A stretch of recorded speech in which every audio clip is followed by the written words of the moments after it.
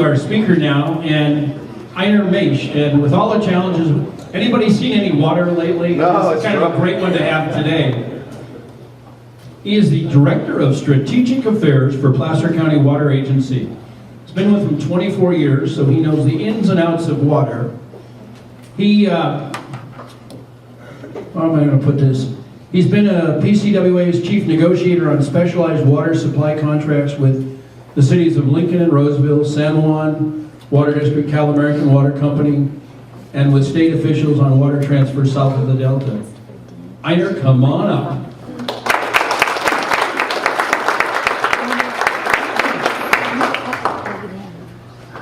Well, thank you. Let's see. Good morning.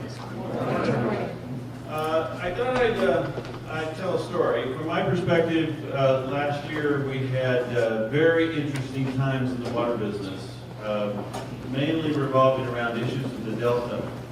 It culminated with some legislation passed,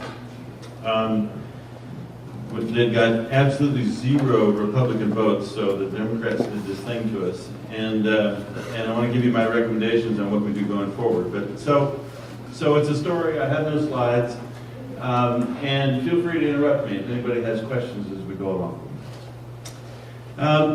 The state is interesting in its water. We've been fighting water wars for since the beginning, since the gold rush. And the challenge is that 25 million people live south of the Delta, and the rest of us live north of the Delta. And the people south of the Delta have more votes and more money than we do, but we have all the water. And so back in Governor Pat Brown's day, we did the largest public work projects that we've ever done in California. We built a number of reservoirs that are publicly owned. Shasta being the biggest, Trinity right next to it, Oroville, and Folsom Lake are the big projects that provide water supply to the state and federal projects, the CBP project and the state water project.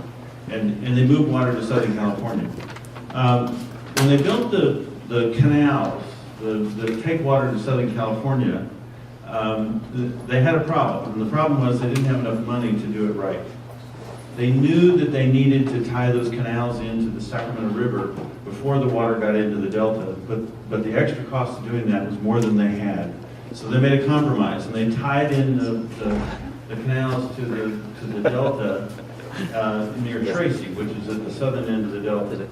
And the problem that caused is that you now have to keep the salt water out into the ocean past the point where the pumps take the water to Southern California, otherwise you get salt water. The salt water used to come all the way up to Sacramento by the time you got to late August. And so now they've got to push the salt water back constantly, and so lots of water has to be dedicated to that. And there was a deal struck, and the deal was, the water rights deal was, it was the responsibility of the state and federal projects to maintain the water quality of the Delta, to keep it fresh in order to have fresh water to move south to Southern California. And so that became a problem. And Southern California defined the problem in a certain way. They said, geez, all these farmers in the Delta that used to only have fresh water to pump out of the river in the spring now have fresh water to pump all year long. We have all these unintended beneficiaries that they're taking a bunch of our water. So they set about to solve their problem as they perceived it. And to do that, they started doing a bunch of environmental studies with an attempt to prove a myth. And the myth was that fresh water is good and salt water is bad. Like I said, salt water used to come all the way up Sacramento, but now all of a sudden, in order to protect the Delta, to protect the environment in the Delta, they have to keep the Delta fresh. Well, and so why is that? But if you can make having the Delta be fresh water an environmental responsibility rather than an exporter's responsibility, then all of the other water right holders, like Placer County Water Agency, can be held partially responsible for meeting the environmental requirement.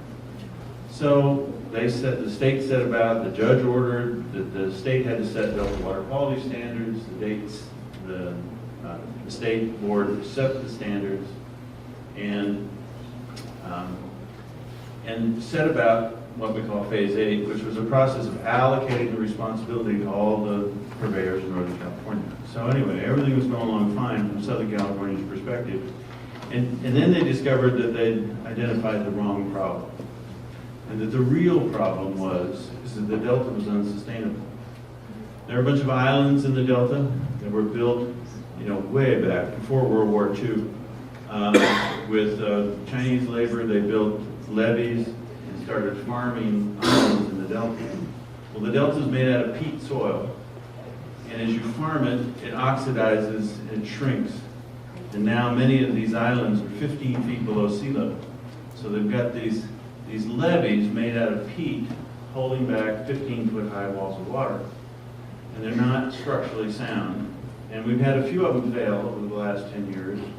And when one of the levees fails, the ocean water rushes in, and then the water quality gets all messed up, and they don't have fresh water to pump south, and so they have to turn off the pumps, and it takes them months to recover. So for months, there's no water to pump Southern California. And then Professor at Davis discovered that if we had an earthquake, we could see all the levees in the Delta fail at once, and sea levels rising. And the work that they did to channelize the Delta, to make it as efficient as possible to get the water across the Delta, has turned the Delta into a desert from a fisher's perspective. They've taken out all the trees and all the tules and everything that provided habitat and aligned it with riprap so that there's no place for the fish to get food. And so that culminated in a judge ordering that they had to cut back pumping in order to protect the few remaining Delta smelt. So now all of a sudden, the equation got turned on its head from Southern California's perspective. Just at the time when they thought that they had succeeded in getting everybody else to help them meet Delta water quality standards, they discovered that the whole system is in collapse and it's unsustainable, and now the only solution left is to build a peripheral canal. Well, the problem now with the peripheral canal is if you take all the water that was going to Southern California off the Sacramento River at Hood, the water that used to go into the Delta before you pump it south is no longer available to help push the salt water out. And the judges said, you have to maintain the Delta to be fresh, because fresh water is good and salt water is bad for the environment. And now how are you going to make up the water supply that you take out at Hood to run to Southern California and keep the Delta fresh? And that's one of their problems. The other problem is how they fund the peripheral canal. So this last year, kind of an unholy alliance of the Environmental Defense Fund, Metropolitan Water District of Southern California, Westlands Water District, which is a big ag purveyor in Southern California, and the governor got together and closed doors and came up with a package of legislation that they thought would solve this.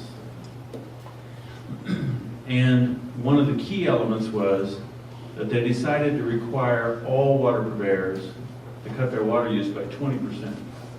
So the way that applies to PCWA is we have plenty of water. We have not even begun to use all the water that we have available.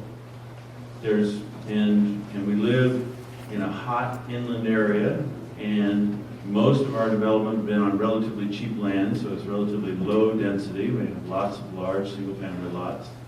And so our water use is perceived to be too high here. And even though we have all, so what? It's our water, right? Well, that didn't fly well, and so the government has decided that we should all cut 20%. So PCWA over this next year is going to be struggling with how do we meet this requirement to cut our water use by 20%. Initially, the only penalty if you don't do it is that you're not eligible for any state